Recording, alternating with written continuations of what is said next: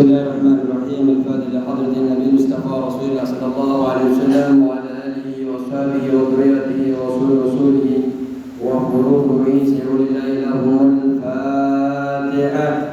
أعوذ بالله من الشيطان الرجيم. بسم الله الرحمن الرحيم.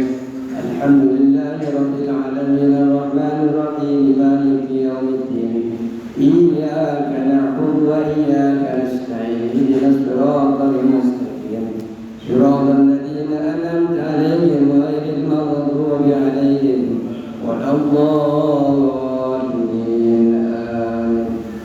الفاتحة لمؤلفات الكتاب للشيخ العلامة الشيخ محمد بن قاسم الوزير وللإمام العلامة أحمد بن الشن ولجميع الشمال التي تكون في مقبرة الشجاعي ولتكون في مقبرة فتبتال عبد المجيد الشجاعي وكأحمد المفروشات والشجاعي وكعبد الحميد وزوجته وكحسن عبد الحميد وكعمل عبد الحميد وكعبد الرحمن بن زيد وكعبد القادر بن أحمد المفروشات وكأمشريك بن عبد الله وكعبد الله بن مريم وكيسري بن مستعى وشريك النعمة أن الله تعالى يحمينا بحماياتهم ويمدنا بمدادهم ويضعنا ببركاتهم وأنوارهم وأسرارهم وعلومهم في الدين والدنيا والآخرة.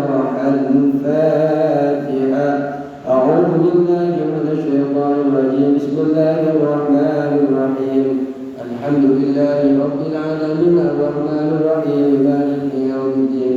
إياك نعبد وإياك نستعين. اهدنا الصراط المستقيم صراط الذين أنعمت عليهم غير المغضوب عليهم ولا الضالين. آمين. Al-Fatihah. Untuk seluruh jamaah yang hadir pada majlis kali ini ataupun yang menyimak dari rumahnya masing-masing, semoga Allah Subhanahu wa taala memberikan kesehatan lahiran wa batinan.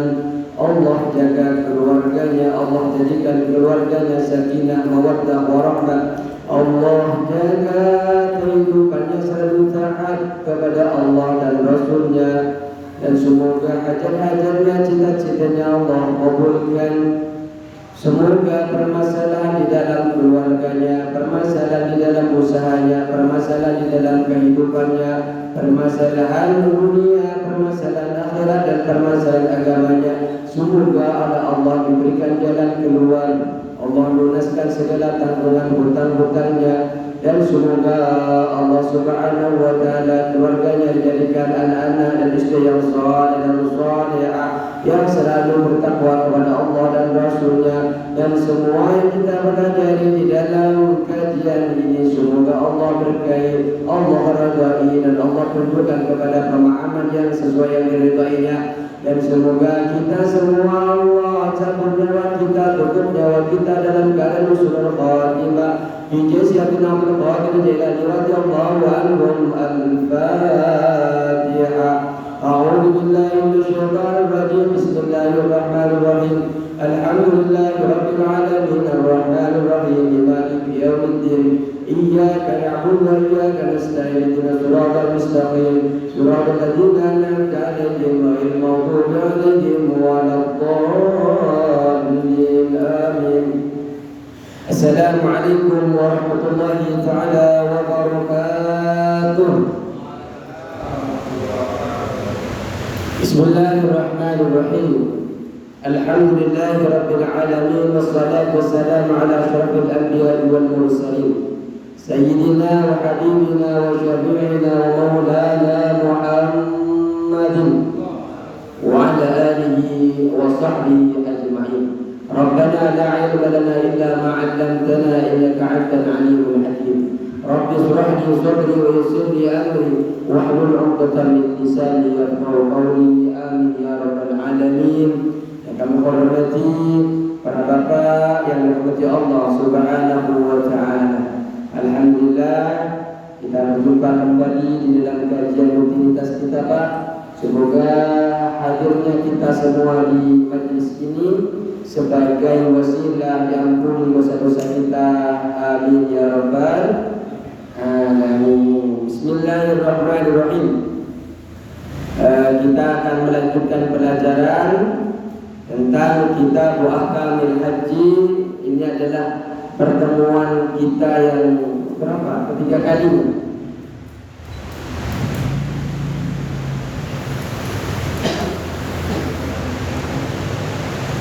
Bismillahirrahmanirrahim. Sampai kemana? Rukun haji. Bismillahirrahmanirrahim. Wa arkanul haji arba'atun. Jadi kita akan mempelajari tentang rukun-rukun haji. Makanya nanti saya sampaikan kemarin bahwa kita itu akan dipertemukan dengan yang namanya rukun haji. Yang kedua, kita juga akan dipertemukan dengan yang namanya wajibnya haji.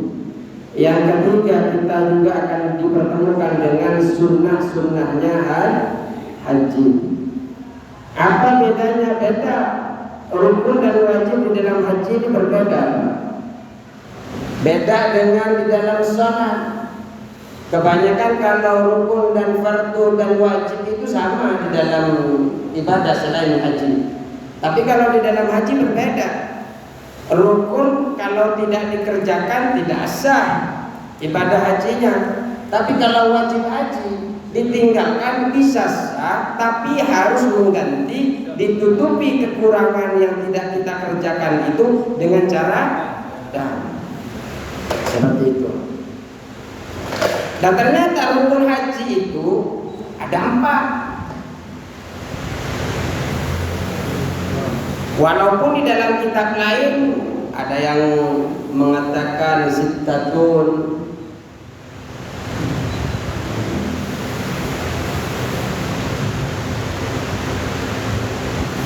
ada yang mengatakan 8, ada yang mengatakan 7.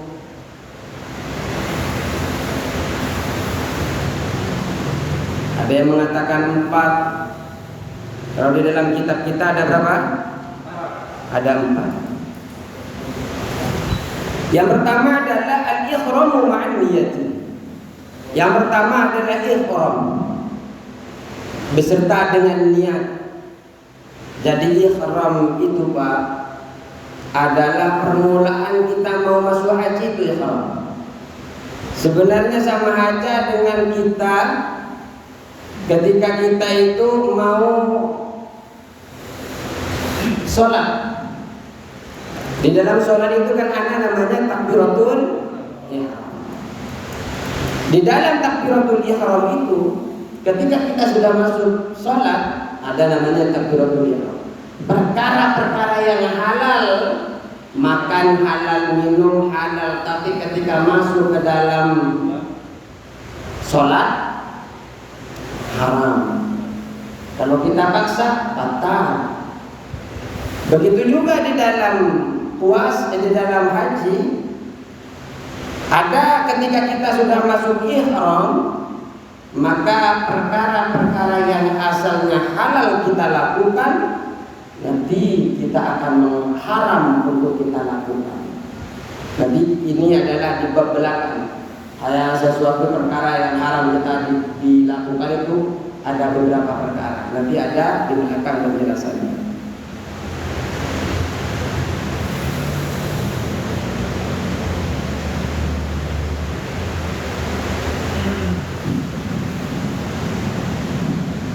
Sebenarnya di dalam kajian-kajian ada beberapa makna di dalam ihram itu, Pak.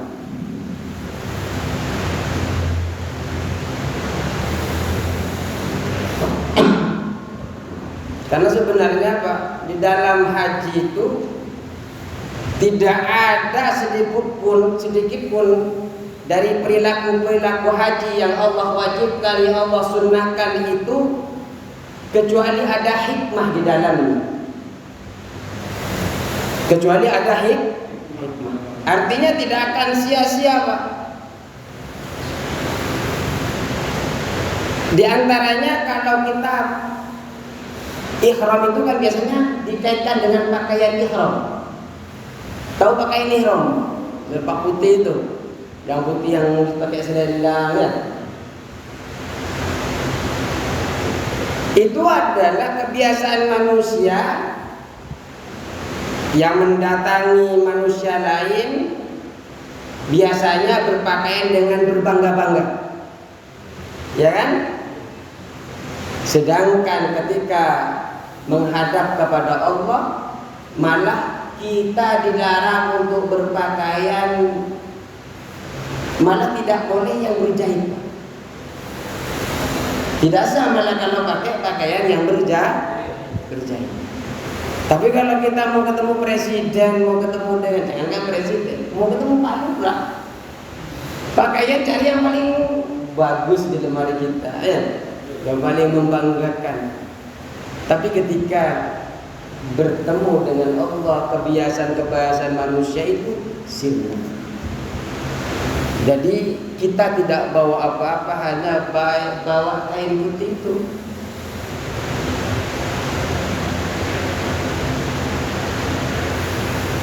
Artinya kita ini seakan-akan Pak diajarkan bahwa bertemu Allah itu berbeda. Tidak butuh pakaian secara kebanggaan seperti itu. Walaupun sebenarnya tetap kita harus sopan dalam berpakaian. Aurat tetap harus kita tutupi.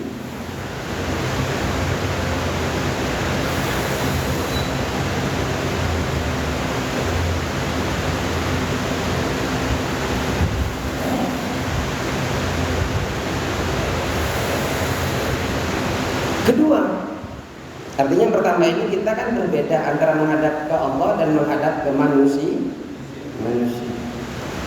Kedua, seakan-akan kita itu meninggalkan semua harta kita. Kita hanya memakai, ya.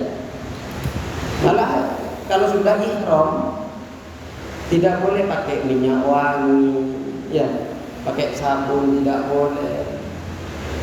Seperti itu. Pokoknya yang berkaitan dengan dijahit. Cuma kemarin di Shopee itu malah ada jual celana dalam yang nggak pakai penjahit itu. Nggak tahu gimana itu. Maksudnya saya belum beli. Jadi ada di online itu sekarang yang jual perlengkapan haji tapi tidak pakai jahitan.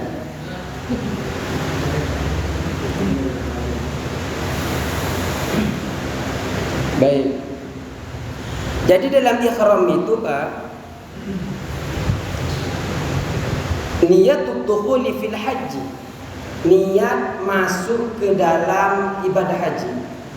Jadi ketika panjenengan ihram, berarti panjenengan di sana sudah mengatakan kepada panjenengan, kepada diri panjenengan sendiri bahwa panjenengan sekarang ini lagi melakukan kegiatan ibadah haji. Teknis di dalam haji ini Pak, sebenarnya nanti ada menyangkut kepada wajib haji yang disebut dengan miqat. Di dalam ihram itu tidak lepas dari miqat. Tempat-tempat harus dia memulai niat. Di dalam haji itu sebenarnya ada beberapa bentuk acara maklumat. Haji itu, niat haji itu dilakukan di bulan-bulan yang telah ditentukan, yang telah dimaklumkan, yang telah diketahui. Kapan niat haji itu di bulan-bulan yang telah diketahui? Pertama adalah bulan Syawal. Yang kedua adalah bulan Dzulqa'dah. Yang ketiga adalah sebelum bulan Dzulhijjah tapi sebelum tanggal 10. Sebelum tanggal 9, mau 9 itu biasanya tergelincirnya matahari sudah menuju ke wukuf di Arafah. Itu panjenengan sudah mulai, seharusnya di awal itu sudah mulai niat untuk haji. Ada beberapa teknis tata cara haji itu. Ini menyangkut kepada kegiatan kita di sana. Ada yang pertama itu yang disebut dengan haji ifrad. Kalau haji ifrad ini haji yang paling diunggulkan. Haji ifrad ini Pak, haji dulu baru kemudian umrah. Namanya haji ifrad. Jadi mengedepankan haji, kemudian setelah haji baru melakukan umrah. Ini adalah paling utamanya kita berhaji. Tapi di Indonesia susah melakukan haji ifrad, ini susah karena biasanya kemarin itu kalau keluar dari Bekasi itu mulai bulan Dzulqa'dah, Mei itu sudah berangkat. Terus nyampe ke Madinah dulu biasanya. Kloter pertama itu ke Madinah. Di Madinah itu biasanya Pak, kan mau melewati mikot. Setelah itu biasanya kan kalau mau niat haji, berarti kan haji dulu pakaiannya ihram tanggal aman Pak, sampai nunggu tanggal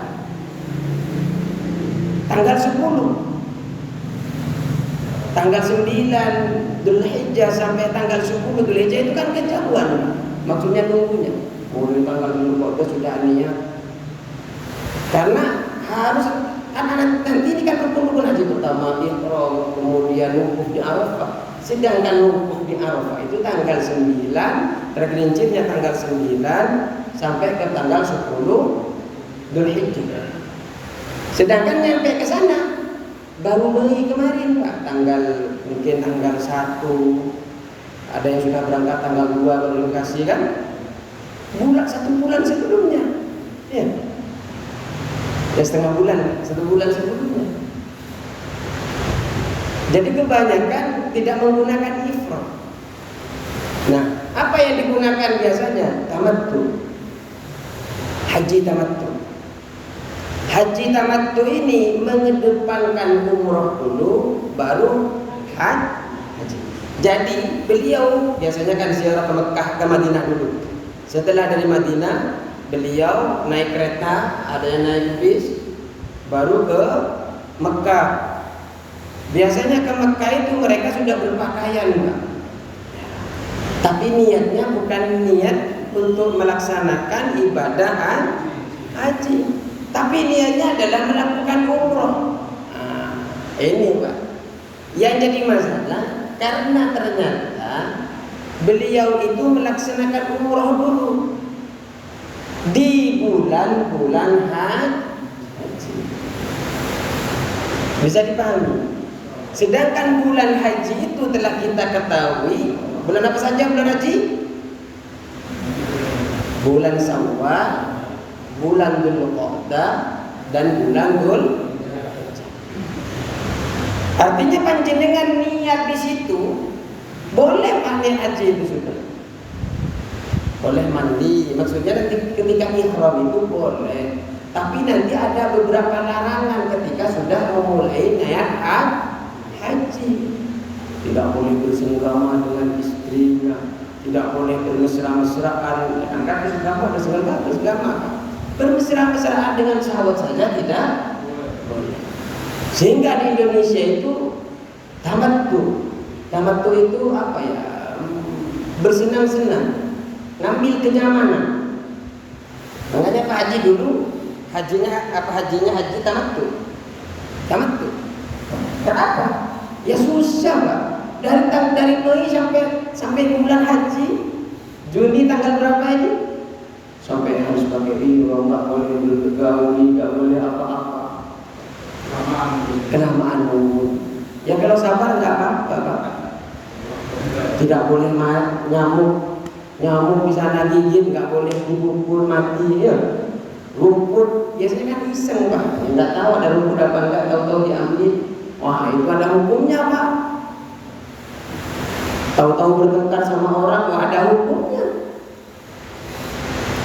Makanya kemarin kita katakan itu haji mabrur itu orang yang la yukhaliduhu ismun fi hini ihramihi ila hini yuhallim.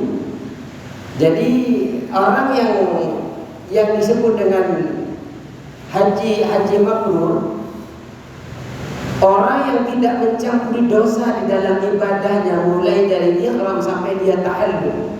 Di tahallul sampai kepada tahallulnya dia. Tahallul itu kalau di dalam sholat itu salam kita dalam sholat. Assalamualaikum, salam pertama. Artinya sudah selesai kita Salat. Di dalam haji kalau sudah tahallul, sudah cukur, sudah dibotaki, wajib dulu botak atau dicukur? Dibotak. Itu bertanda sudah selesai. Sudah selesai. Halal. Jadi yang pertama adalah ihram. Ihram apa? Niat masuk ke dalam ibadah haji. Tata cara ihramnya, perihal ihramnya, teknis di dalam hajinya ada 3. Yang pertama ifrad. Kalau ifrad itu gimana Pak? Haji dulu, baru kemudian umrah. Yang kedua adalah haji tamattu. Haji tamattu itu Indonesia yang banyak, umrah dulu baru haji. Ada konsekuensi Pak, karena nikmat begini ada konsekuensinya. Nanti harus harus nyembelih kambing. Nanti akan ada di belakang penjelasannya. Atau berpuasa kalau tidak mampu. Itu ada 4 dima'il haji nanti. Bisyuruti arba'ati sadaqi fi dima'il haji. Ada syarat. Jadi harus mayatkan orang haji tamattu. Jadi semua yang dari Indonesia itu semua kambing. Makanya Kementerian Agama itu mengumpulkan dam-dam di sana itu Pak, diantaranya mengumpulkan sehingga kan ada fatwa yang diperbolehkan, yaitu daging-daging yang dipotong di sana itu boleh disalurkan keluar Mekah kalau sudah di Mekah itu sudah selesai, tercukupi. Akhirnya apa? Kerjasama dengan Basnas, akhirnya dikirim ke Indonesia. Ya kan saya mau hampir berapa kilometer kemarin di sini itu. Cuma kalau yang mampu, yang nggak mampu biasanya puasa di sana, sisanya puasa di sini. Yang ketiga, haji qiran. Haji qiran ini biasanya haji dengan umrah dilakukan bersamaan. Ayuhrima bil haji wal umrah ma'an. Jadi melakukan haji, niatnya itu niat selain melaksanakan haji juga melaksanakan umrah.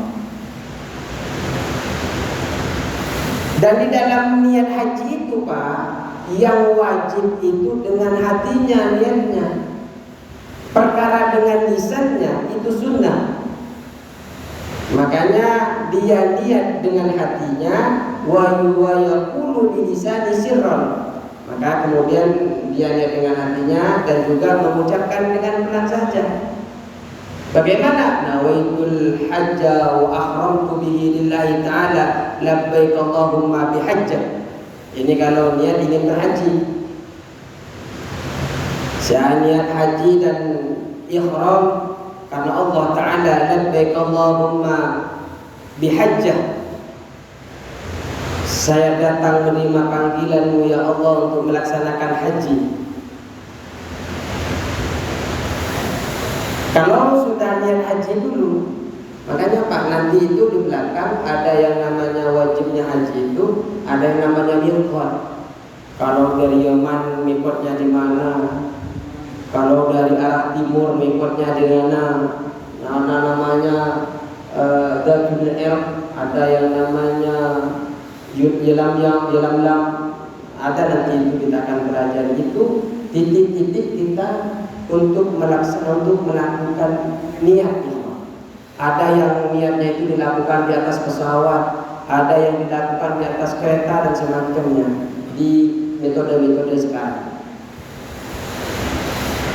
Kalau panjenengan ingin umrah saja, niatkan di dalam hati, ucapkan dengan pelan, nawaitul umrata wa ahramtu biha lillahi ta'ala labbaik Allahumma bi umrah. Makanya orang-orang biasanya setelah dari Madinah, dari kota Madinah, mereka setelah ziarah kloter yang kemarin dari Bekasi itu biasanya naik, ada yang naik bis, ada yang naik kereta. Biasanya mereka melakukan ihram.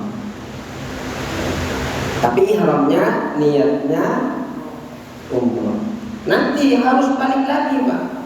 Ada memang harus balik ke tempat ketika mau haji itu mikotnya lagi balik. Harus dia di situ.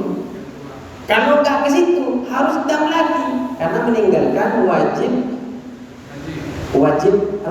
haji. Wajib mikot itu kan nanti wajib itu.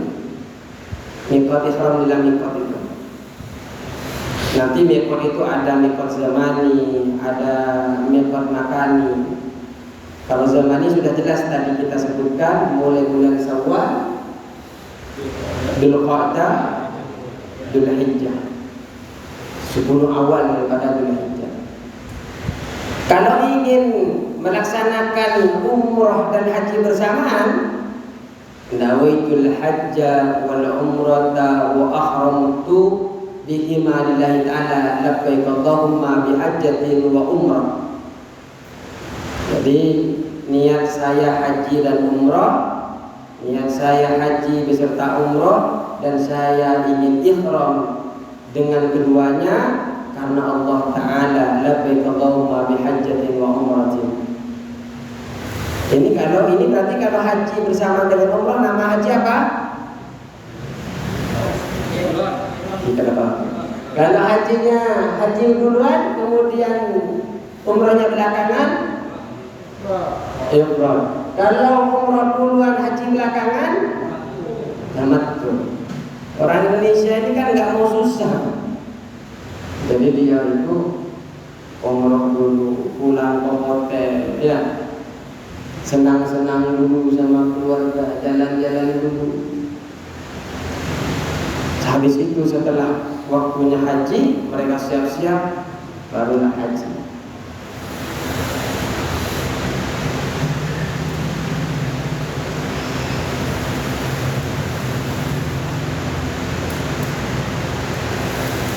Baik.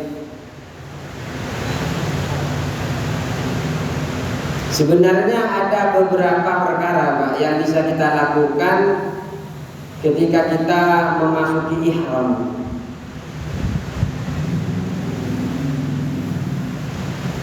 Dianjurkan sunnah-sunnah, kita dianjurkan di dalam berbuat sebelum melakukan ihram itu, contoh memotong kuku, memotong kumis. Sebelum, jangan setelah ihram ya. Jangan pas waktu setelah ihram kemudian dilakukan ini, sebelum. Memotong kuku, kumis, membersihkan bulu ketiak, bulu kemaluan. Ya, takut pas melakukan ihram haji gatal-gatal kalau nggak bersih. Jadi bersihkan dulu. Ya kalau jenggot, ya sunnah. Kumis. Ada malaikatnya digantung-gantung di sini. Kemarin kan panjang segini, kepanjangan kata istrinya. Malaikatnya biar nggak hilang semua. Kemudian yang kedua, menyiram seluruh tubuh. Walaupun sebenarnya dalam ihram itu, walaupun tidak mandi tidak apa-apa. Tapi sebelum itu mandi. Tapi kalau sudah masuk kepada ihram, kepada haji, dilarang, Pak. Boleh mandi. Ada yang memperbolehkan ulama mandi, tapi tidak boleh pakai sabun. Tidak boleh pakai sabun. Jadi apa? Yang malah gatel ya.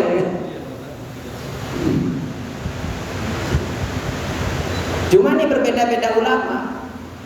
Ada yang melarang karena nanti akan menjadi perdebatan, lebih baik kita keluar dari khilaf. Kalau bisa selesaikan dulu hajinya, setelah tahallul baru mandi.